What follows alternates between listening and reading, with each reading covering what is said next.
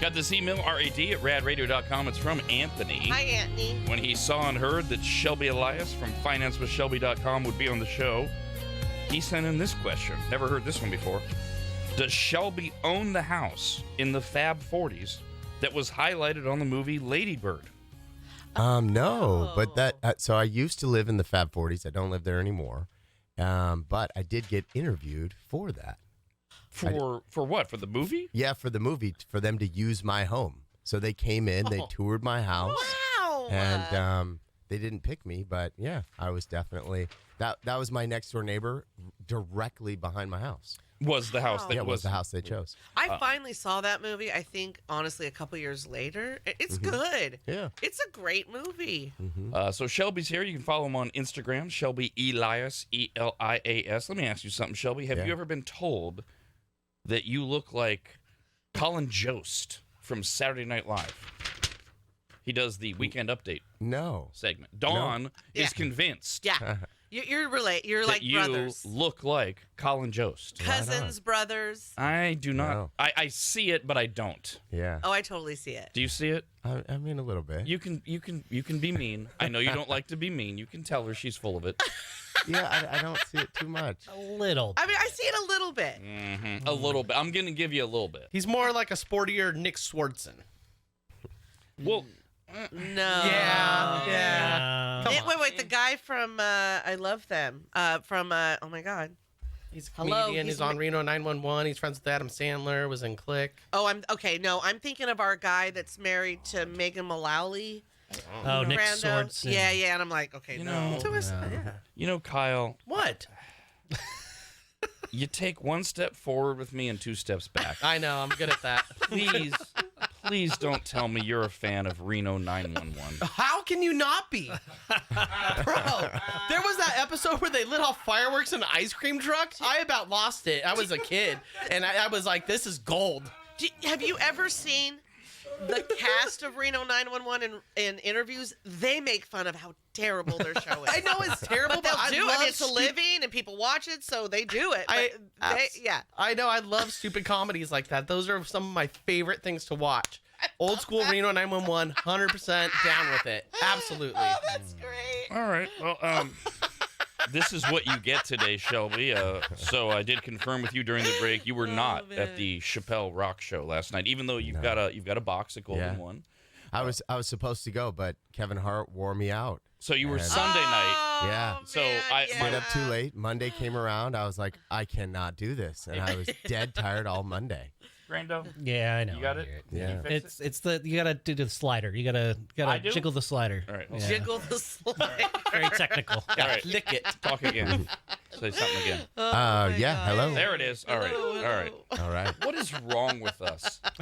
What is wrong with this building? It's the end of the year. 12 years I've invested in this building, and I have to jiggle the slider in order to make Shelby sound right. There's dust in the slider. Yeah, I feel like this time of year things start occurring. Oh, it all falls apart this last week. So my wife and I have seen Kevin Hart. I think we're at 3 times now. Oh my God! I just want to see him at least once. Hysterical every time. Did he do that? Did he do it right? Yeah, it was phenomenal. He's the best. Still doing it. I know. It's just See, It's not the jiggler. Did you it's flick the it? slider. I slid the slider. What do you? Is there a way to turn on and off the slider? Where's the can? Because that's the next Where's route. the can of air? Oh yeah, just blow on it if you can't There you find the go. can of air. There you go. I'm pretty sure that's not going to fix it. Anyways, for those of you that are listening in headphones, like Shelby's like really loud in your right ear and not so much in your left ear. I can't tell. It's Brandon's fault. So you're not a you're. I love Kevin Hart's movies as well, but No, you like terrible. his stand up and Hate not his- his movies. hate his Oh my God, his movies. movies are so No, good. they're terrible, but his stand-up is great. So I'm sorry, I was distracted. So great stand-up show. Yeah, it was great. Who did he have an opener?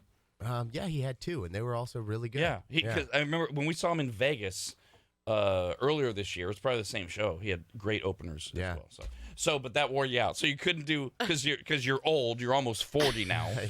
You couldn't pull off 2 nights in a row. I couldn't. Yeah, and in the morning, I was going to try to do it, but in the morning, I was like, okay, I am so tired. My wife was looking at me like, really? You're going to go in that early, huh?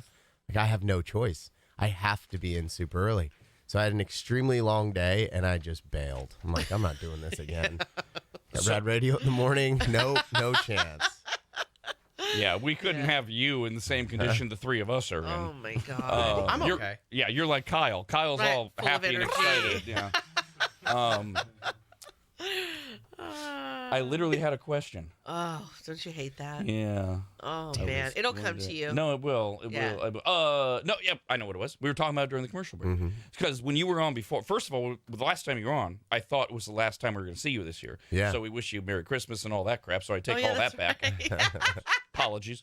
But you did say your plan was you're wrapping up your year in like 2 days, the end of this week. But Yeah. now it's sounding like maybe not. Yeah, it's What? not. I know it stinks. I have some new partnerships that I just formed, and we're gonna do some filming. So we're gonna be filming a lot of new content. Filming, Yeah, like for your Instagram page or what? What? yeah. One of my new partners is Tarek El Moussa from This Flipper is Flop. So fabulous. And I mean, honestly. yeah, so and That's a big his wife deal. Heather is on Selling Sunset. Hell yeah, I love selling So, sunset. We're going to be Woo, woo. filming a whole bunch of different content to help people save money in tons of different ways. And so I'm flying out there to LA, filming some content with him. Well, look at you, And- Mr. I know. LA, Mr. I lo- Hollywood. Yeah. Well, I do love his So- wife, except she's vegan. That's her only downfall. Yeah, very health conscious, that's for sure. Oh, you man. are so nice. So, okay, so how do you advise people to draw that line to be uber successful? Yeah. Because so people will look at you outside looking in, workaholic.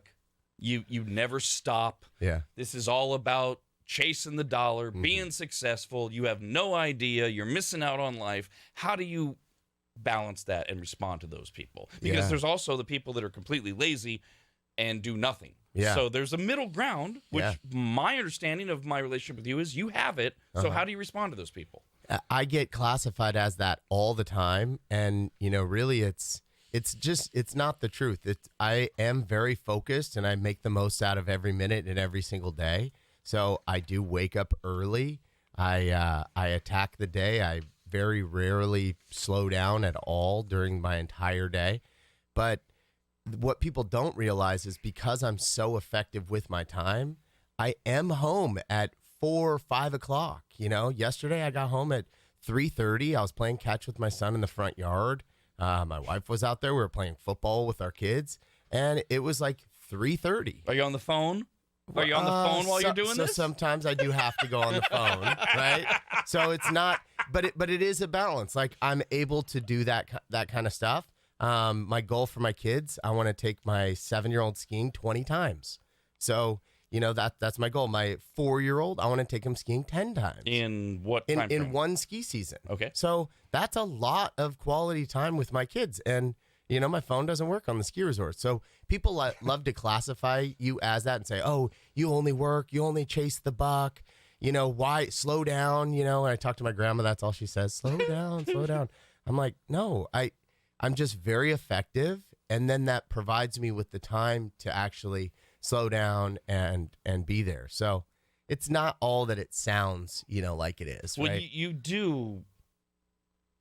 I mean, by all indicate, you love your kids. Mm-hmm. Damn, you like to spend time with your kids. Yeah. And you seem to spend a lot of time with them. Yeah. But yeah, you're gonna get accused of that. That you're chasing it, man. Yeah, I know. When's enough is enough. Oh man, how many times have I heard that? Right? Jeez. Right? That's all it is. So when is enough enough?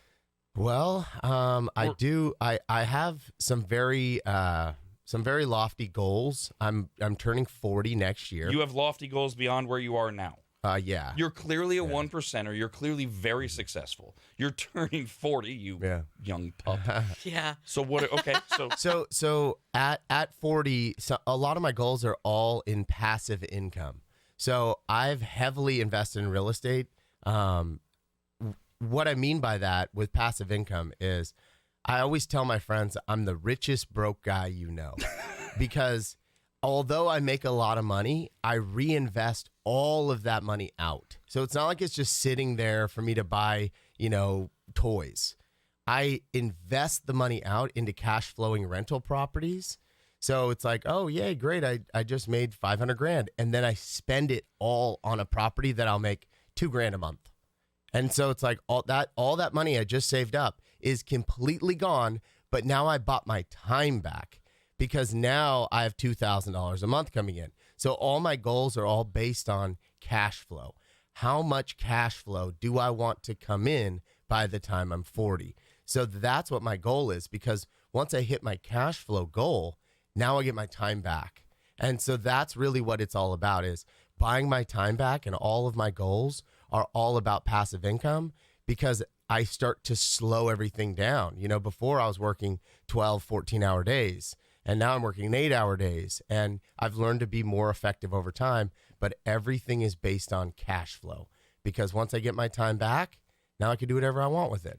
And that's the goal. So I could be wrong, but like, also my impression of you is that you thoroughly enjoy what you're doing. Yeah. Like it's not like you're biding your time, until I reach these goals of what you just said, then finally I can get out of this business I hate. Like I see a passion in you, I see an excitement in you. And I think for some people that have never found something that they really love and are passionate about, it's hard for them to understand someone spending so much time doing it. Yeah. Right? They'll just view it as work. Correct. Because they're thinking of what they do. And the thought of how many hours they spend at work is so, whereas when you find something you like to do, you really don't feel like you're working. And so, and I know it's a balance for someone like you that has children. Of course, you know, you can't get that time back. So you want to invest that time in your kids. But I also wish people would understand at the same time, there are people that literally love so much what they do that they're fine spending that many hours doing it. Leave them alone. It's not always about Warren Buffett doesn't have to chase the buck anymore, but he sure as hell still shows up and does what he does every day because there's a passion for it. So I wish some people could lay off and understand that it's not just always about chasing the buck. It's like, someone has a passion for what they do and they love it. So you have slowed down a little bit. You're down to 8 hours a day, which people wouldn't believe that. Yeah. And I never shy away with you from the fact that you have a really spiritual thing going on. Like you talk about, you get up early. From what I understand, you get up early, you take a walk, you pray every morning. You know, I pray in your office.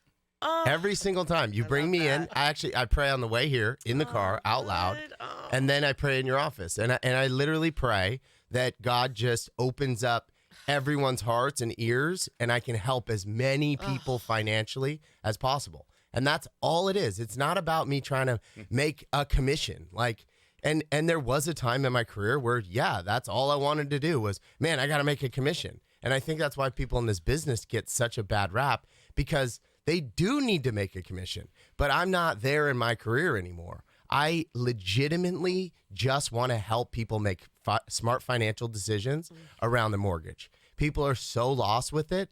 If I can just offer my advice, and it's not things that most people in the industry, they've never done what I've done. So I've already done this. Let me just help guide you into that direction so you can live the life of your dreams through everything that I've learned over the last 15 years. Like, it literally is a game. To play this game right, it can really pay off.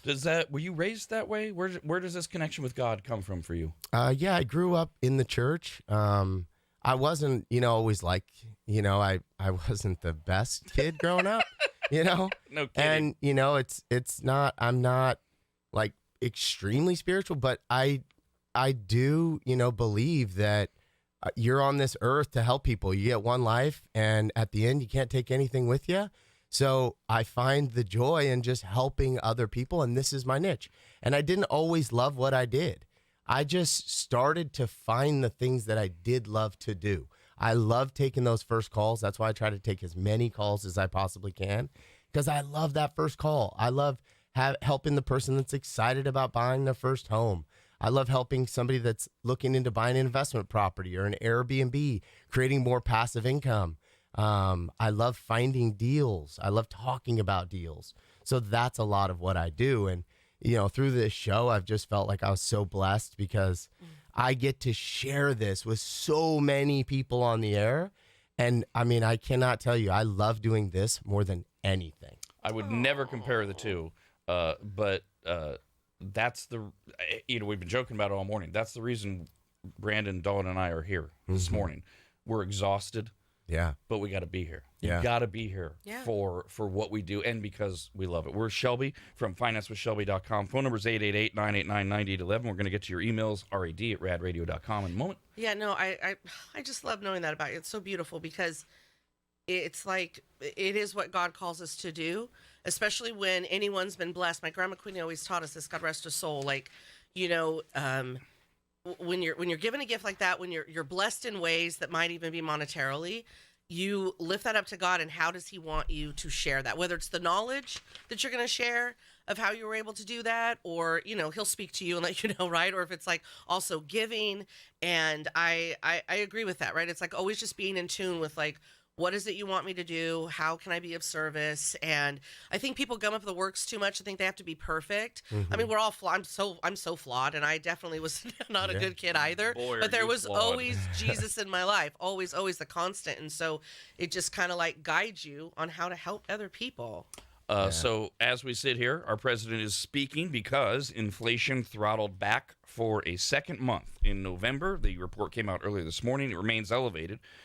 Consumer prices increased 7.1% from a year ago. That's down from 7.7% in October. Later today, the Fed is going to meet. That's all interest rate crap.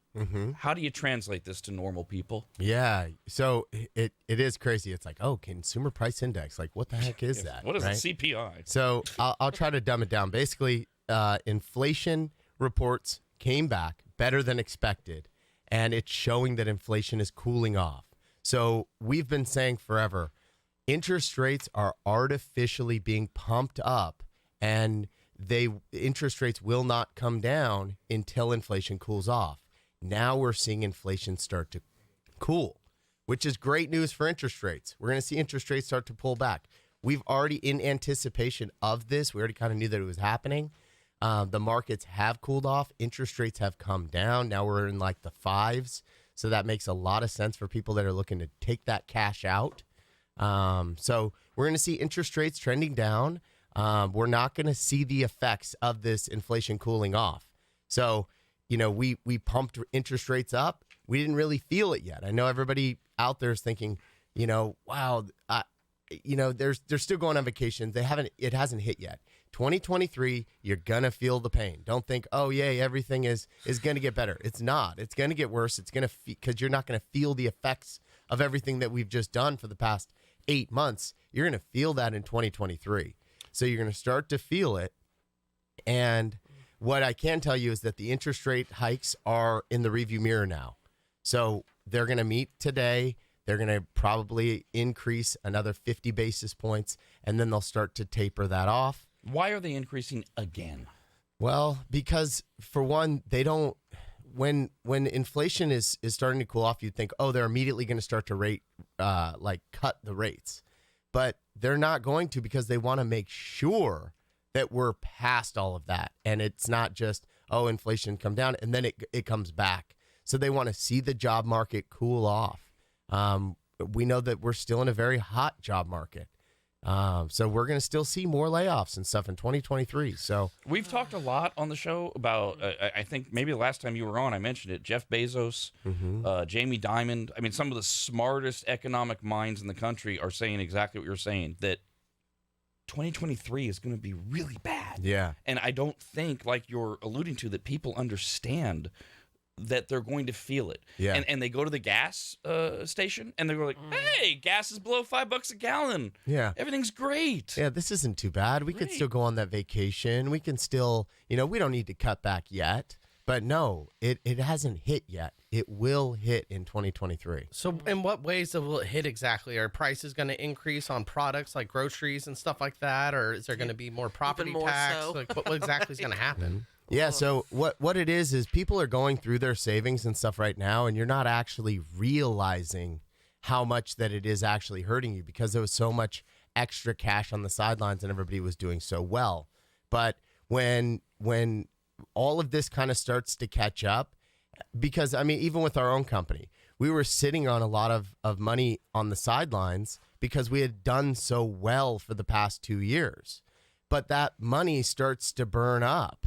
And then now and we're feeling it too, less home loans going through, less real estate transactions, and we're burning through our cash. And now we're to a point where we're like, okay, we really need to pay attention here because we've already burned through all of our reserves. That's the same thing that's happening with everybody else. So this next year is going to be very pivotable. I think. Yeah. How do you say that? I know what you're saying. So yes, but it still sounded right. But it is. You're going to have to really pay attention right now. And then what's going to happen is people are going to go and want to refinance to pull cash out of their house, but it's going to be too late. Maybe you already missed a mortgage payment. Maybe all your credit cards are already maxed out. So it's just very important that you're aware that it is going to get worse next year. Start making those plans right now for that. My sister-in-law and I, we have in our mind these trips that we want to take, but they're all on hold. Yeah. They're literally we've discussed them, and we're because she was looking for she'll put in she'll decide when her vacations are going to be for the next year around this time, and it's well, this or this could happen or nothing, right? She's oh, if anything, I'll just have the time off. But it's just there's not even we don't even want to put any money toward it, right? It's just if things don't turn out how everyone says, great, we'll go. Yeah. But otherwise, no, none of that. The following year or the year after, whatever, right? It's those places will still be here because just hearing you and all the people Rob mentioned, it's okay, these are knowledgeable people. There's a in reason. the know, so it's we're already tampering down now, in anticipation. As I say every time we bring it up, there's a reason they're the richest people in the world, and we should pay attention to them. Phone number is 888-989-9811. Hello, Megan. Hey, I was just curious. I don't know if Shelby does this, if he provides financial advice. So my husband and I were sitting in a pretty good position. We've paid off our house. We have zero debt. We have excellent credit scores. We're still paying ourselves a mortgage payment into savings, and we're just going to be, stacking up cash for a while. And I don't know, does Shelby kind of give guidance into how can we increase our wealth? Oh, So I can't provide financial advice in terms of what mutual funds to invest in or stocks or yield bearing savings accounts or anything like that.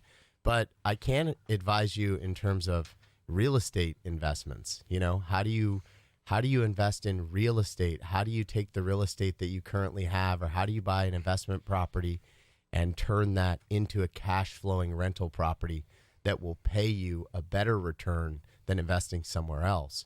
Those are the types of things that we go over. How do you take an investment property and we turn it into an Airbnb house? How do we find a rental property that has a detached garage and turn that into another dwelling so you get twice the amount of rent? Things like that. That's primarily what I do. I invest heavily in real estate. That's what I know. And we just break down the numbers to find out how much that you'll need to invest, leverage the bank, and borrow as much as we can from the bank.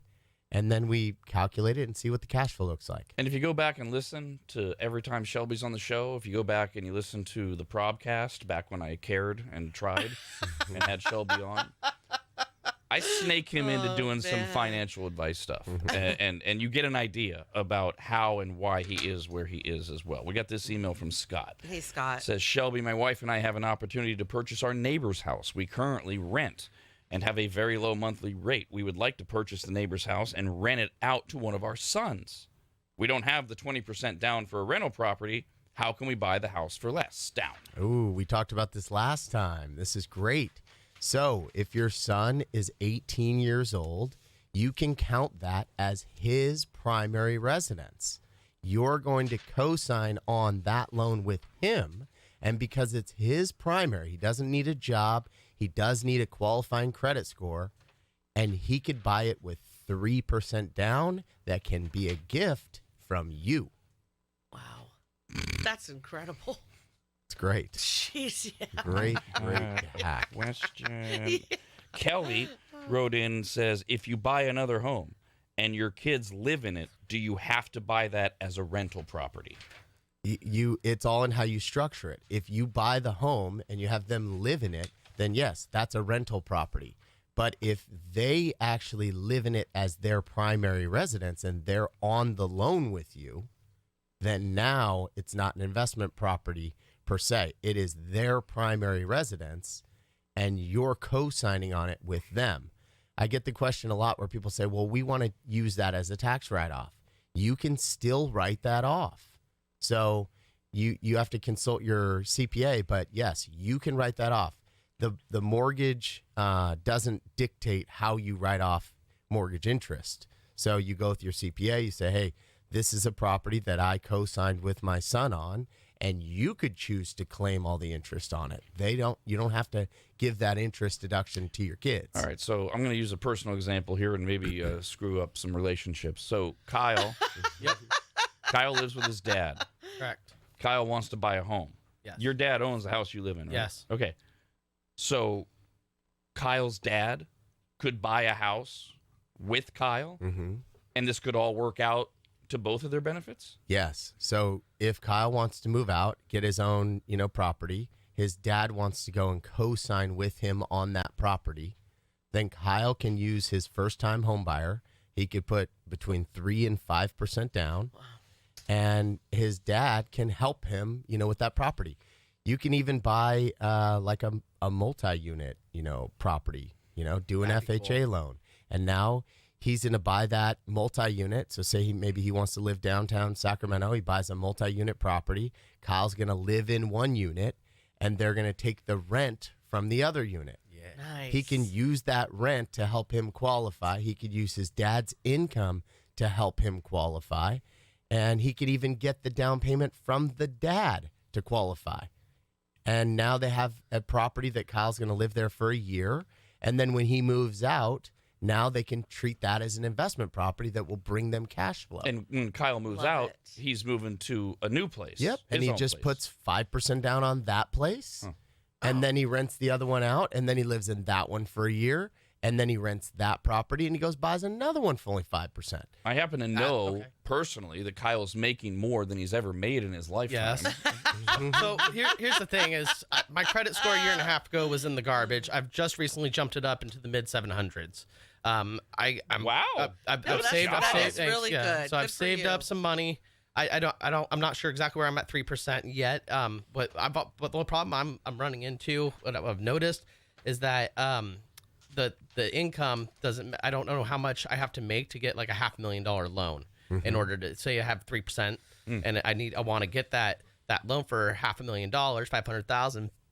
What does my income have to be to get that? Because I don't think I'm gonna get approved with the income I do make for something like that big of a loan. Or do I have to get a dual income, like a partner? Do they have to come in with their income? Yep. Or okay. Yeah, well, no. You could do that. It's all relative to what your monthly expenses are. Okay. If you have a car payment. Yeah, I have one auto payment and then cell phone, and that's it.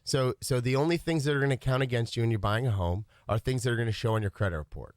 So not a cell phone, not your heating and air conditioning bill, not your internet, nothing like that. Just credit cards, car loans, boat, whatever. Okay, yeah. So I've got 3 credit cards and the auto loan. And no boat. Okay, and on your credit cards, they No only on your credit cards they only take your minimum payment too. Oh, so sweet. some people think they're like, well, wait a second, I have a $10,000 credit card. There's no way I'm going to get approved. Well, no. We don't care how large the balance is. We only care about what the monthly payment is. So if your minimum payment is only $75 on your credit card, that's the only number that we count against you. Sweet. It's lower than that too. Cool. Correct. All right. If you were to buy say a $500,000 house and you had a car payment that maybe was around $350 a month and you have some small credit cards, I would say that your income needs to be around maybe $85,000 to qualify for a $500,000 house. Gotcha. Okay. Okay. So it's all relative and that's why you have to call in and we can go over that together. A lot of the times I give people advice too, even when they go, shoot, I want to, get approved for this. Then I can go back and say, well, in order for you to get approved, you need to go and get a raise. Sorry, Rob. You need to call and talk to your employer about, I need to get your income to $95,000. Better step it up. But at least at that point, now the customer knows exactly where they're going. You know, they call me. They're like, I make 80 grand. I want to buy a $500,000 house. Can I? Then I come up with a roadmap. I say, no, you need to make 95,000. There's your homework. This is what you got to do. Gotcha. And Kyle, I'm just a regular schmo. Like I'm not an expert in any of this. Just a person who's lived life. And I would just highly recommend, and you don't have to. There was a time I didn't follow this, but I would highly recommend that you are extremely comfortable with that mortgage payment.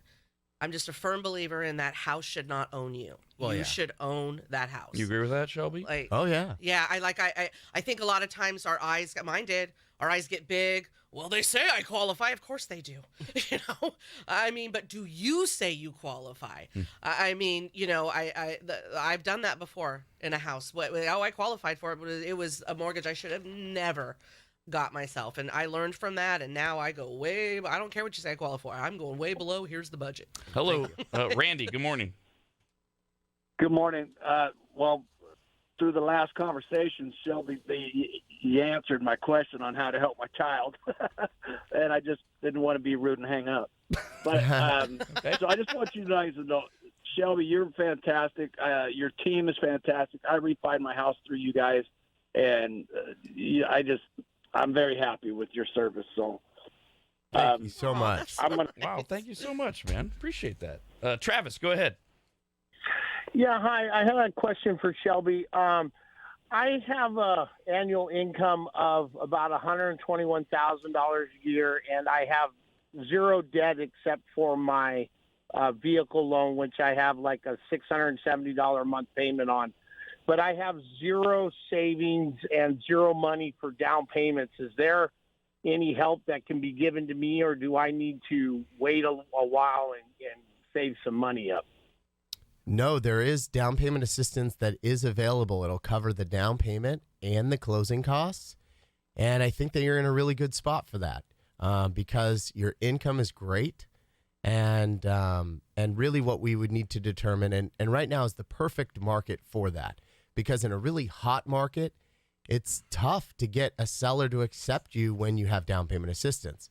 Right now, that seller's happy with any offer that they get. So they're more apt to give you a closing cost credit, to give you some things that you would need in order to qualify for that. But yes, there are down payment assistance that will pay the entire down payment and the closing costs. However, I would like you to save up a few months so you have a cushion there in case things were to pop up. But I can also educate you on what things might pop up with home ownership as a first-time home buyer to make sure that you're protected. We're with Shelby Elias from financewithshelby.com. Phone number's 888-989-9811. Hello there, Aaron. Yeah, hi, Shelby. My name's Aaron, and I actually just bought a house, which your company helped me out with. It was a de facto buy, but I basically bought it from my parents. They gave it to me. It was worth about $555 at the time. They sold it to me for $410, so they could avoid paying capital gains taxes on it. And I guess my question is, if and when I choose to sell it, what would be my capital gains tax liability, and how can I minimize that? So your gain is based on the amount that you purchased it for to what you sell it for. So if you purchased it for $400, you sell it for $500. Now there's $100,000 capital gains there.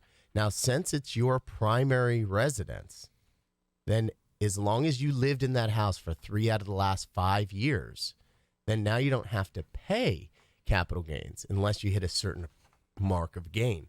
So that's what a lot of people don't understand, that as long as it's your primary residence, you don't get hit with the capital gains. Now, if it's an investment property, and now you have capital gains, you do what's called a 1031 exchange. What that means is you're going to sell that house, and then you're going to use an exchange company. So you're never going to take those gains. The gains go to the exchange company, and then you have a certain allotted amount of time to buy another investment property. And as long as you trade up, buy another investment property, those funds go there, you pay $0 of capital gains. So as long as you play the game right, you'll never have to pay capital gains. And if you ever want to take money from a real estate transaction for your own gain, you can refinance, pull cash out, and you don't pay gains on that. So that's how you play it. asking for a friend.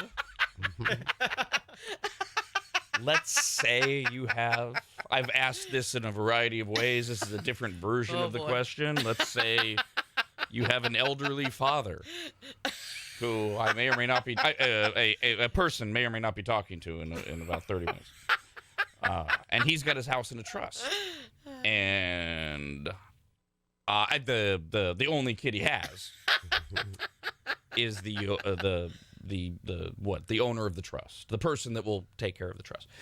How does that work when you have, let's just say this hypothetical example, the house was purchased in 1971 for $30,000. Wow. Jesus Lord. It is literally worth, give or take in the market, $1.1 million. That is just phenomenal. These days. How would you advise me? A person who was in that situation, because it's in a trust. Yeah. So does that protect me, the person? I love that person's dad is still in that same house. Yes. Like, no one does that anymore. Like, that's insane. That he has done so much work to make that person's life easier when he does pass, which we hope is a decade or two from now. But the trust does protect you from that. One thing that maybe I would look at is if that property is going to become an investment property for you. Yes, it is. How you'd want to analyze that is if you took out, because you can refinance that property after. Damn right. And then you look at that and you say, okay, well, hey, I could really use, maybe $300,000 or $500,000.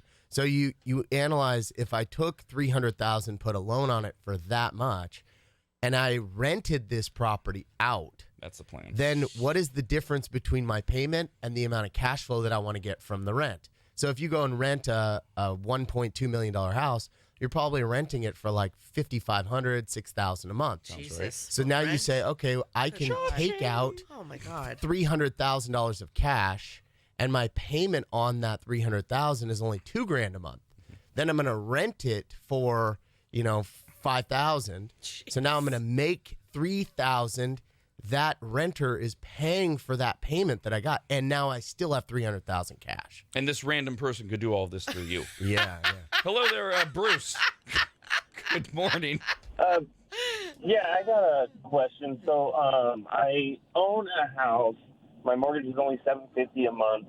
Wow. I make over $100,000 a year, but I want to buy another house and then rent out my current house, but I don't have enough for to pay the 20% down payment. Is there any way around that? Yeah.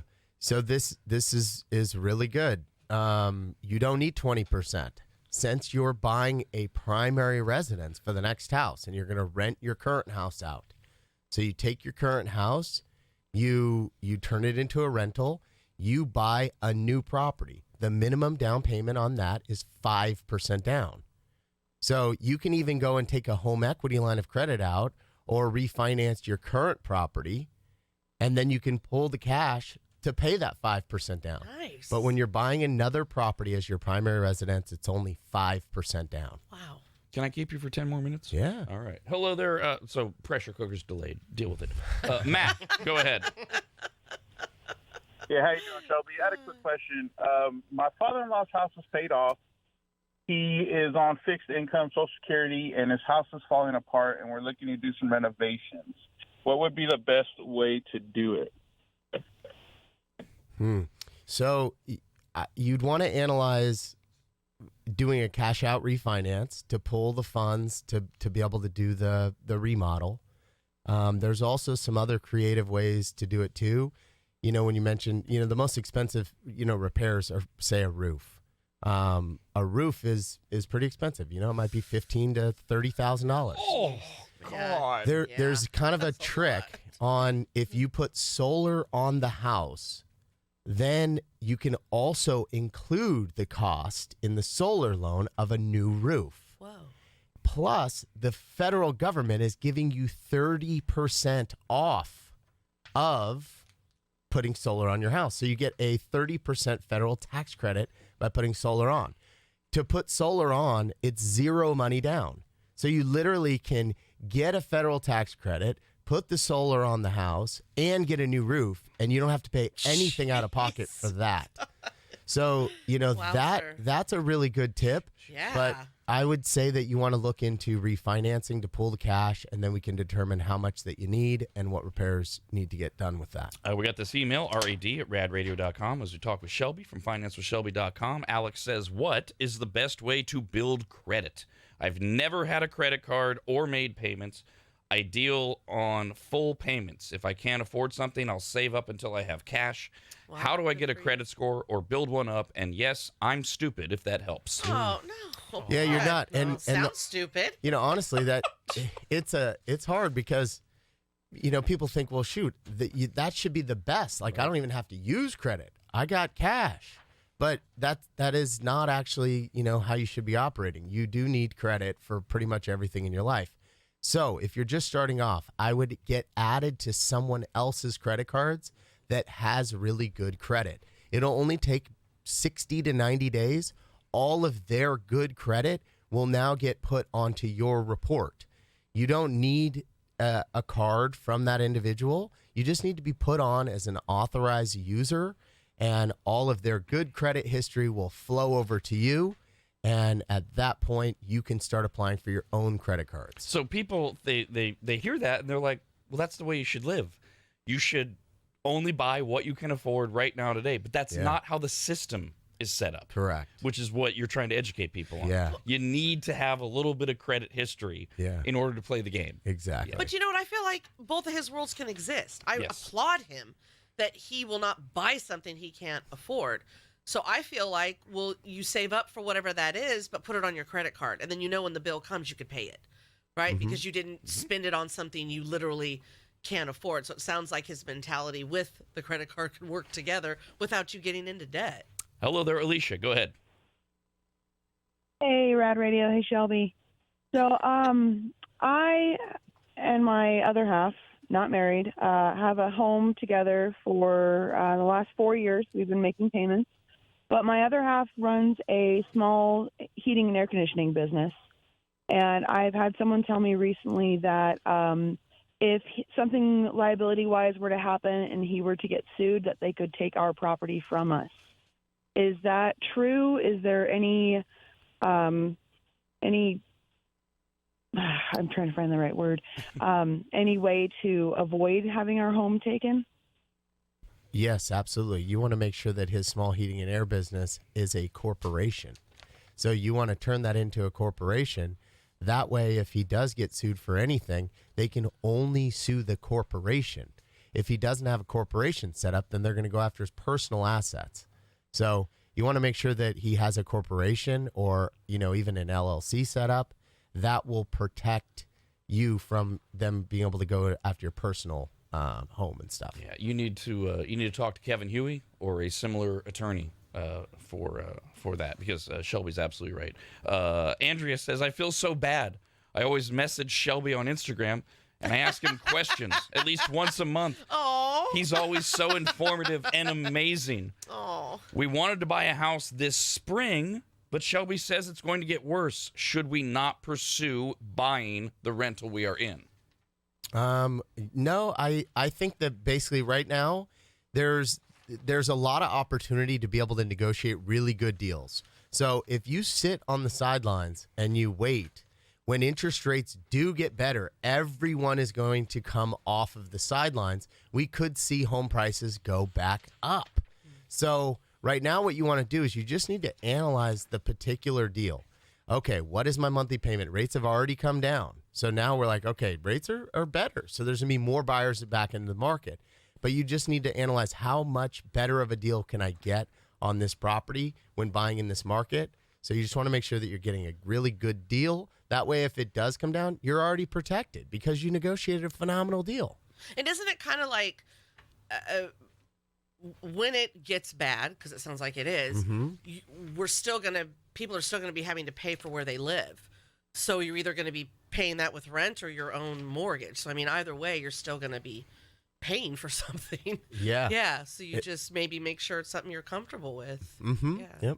Yep. Christy wrote in, says, what if one person in a relationship is a first-time home buyer, but the other person isn't and currently owns a home, and they want to sell and buy something together? Could we still qualify as a first-time home buyer?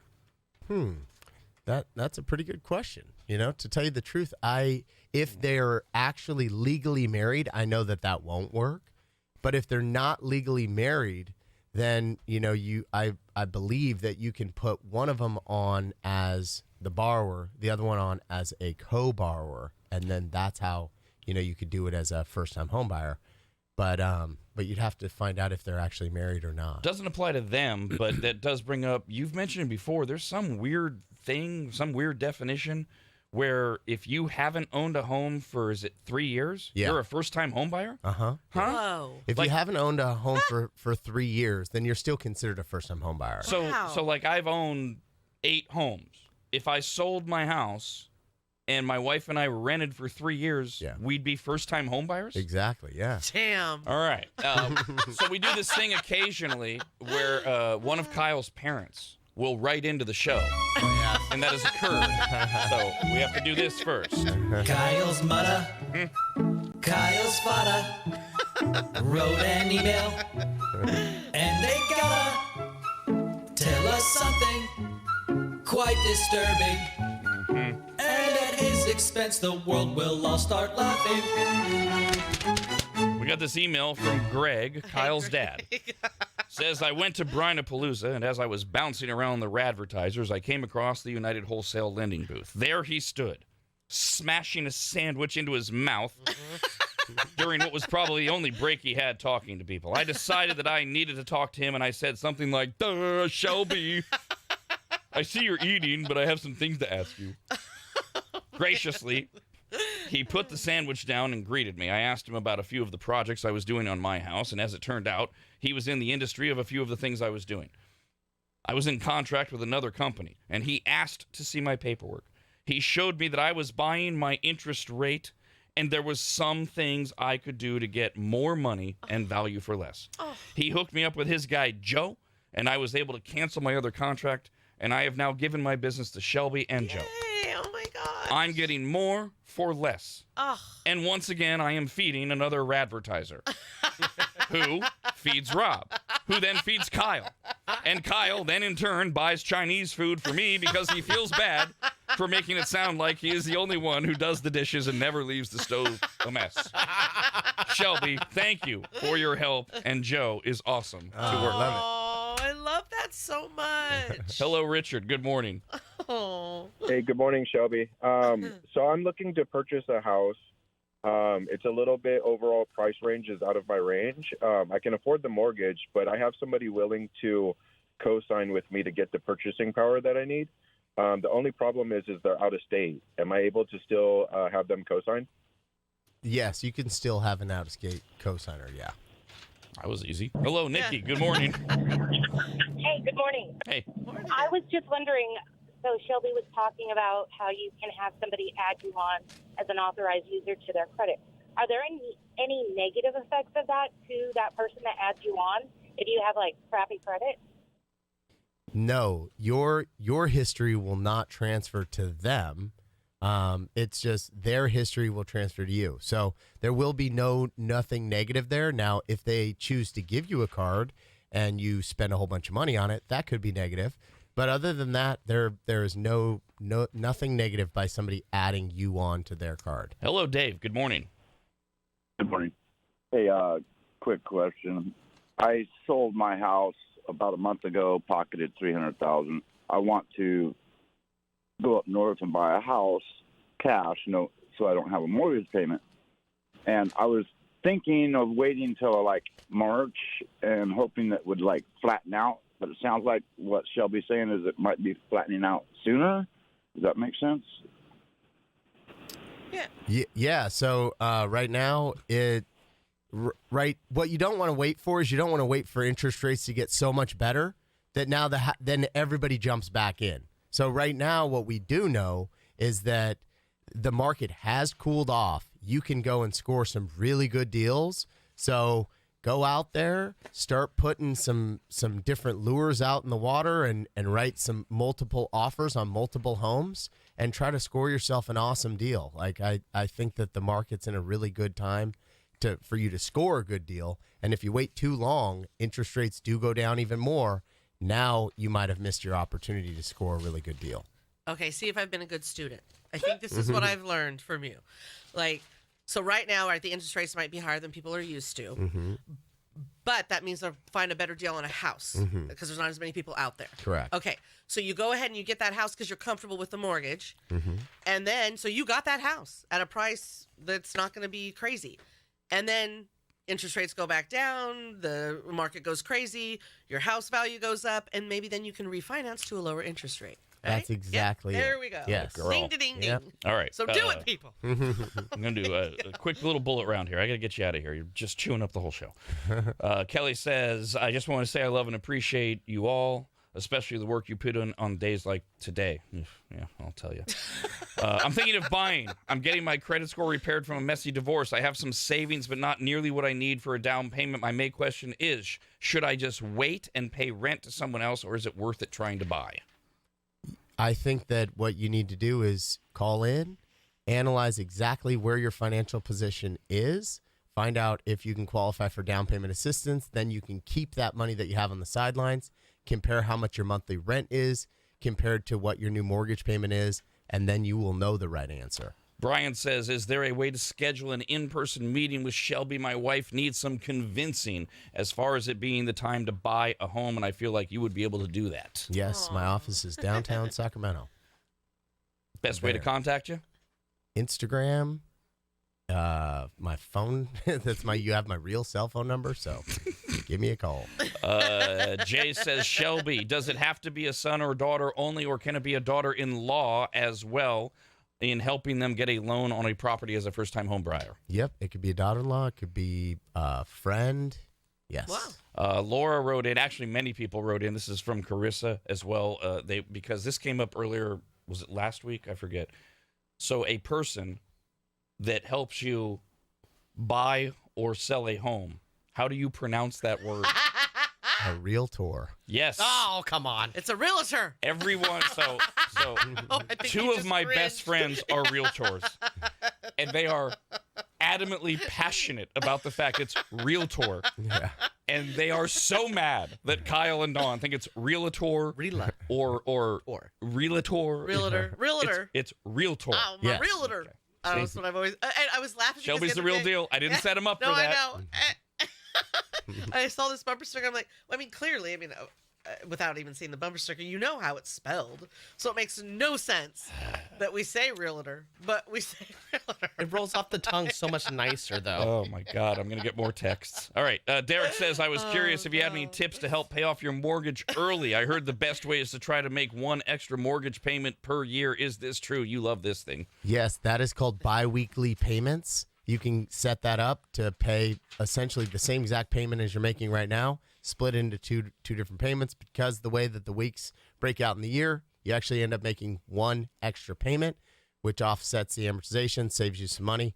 However, for those of you guys that have those really low interest rates, your goal should not be to pay that house off. Do not take your extra amount and try to pay it off. If you have a 3.5 interest rate, why are you trying to put additional funds to pay that off? Take those additional funds, save them up, buy another investment property. Don't pay off a debt that you have a 3% rate on. Wait a minute. I'm confused. That's so smart. I'm confused. I love learning from you like you hit that. the lotto on interest rates. Like you were able to leverage hundreds of thousands of dollars at a 3% rate. Your goal is not to pay that off. Such a great idea. You were winning.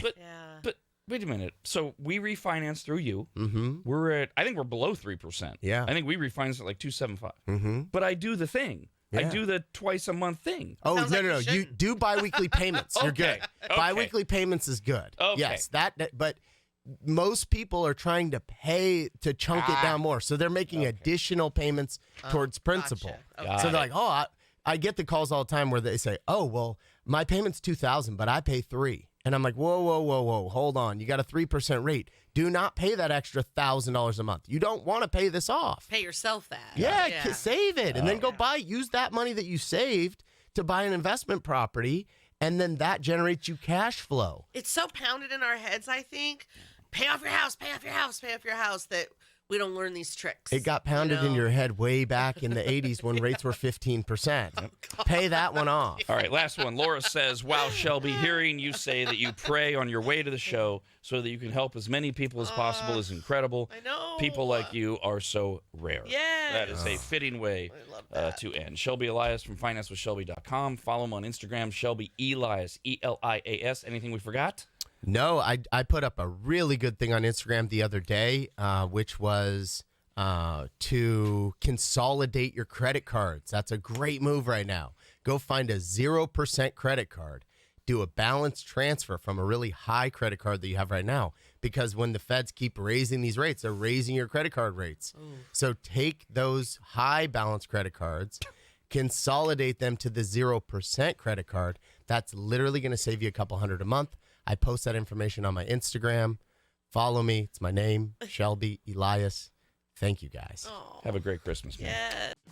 Yeah.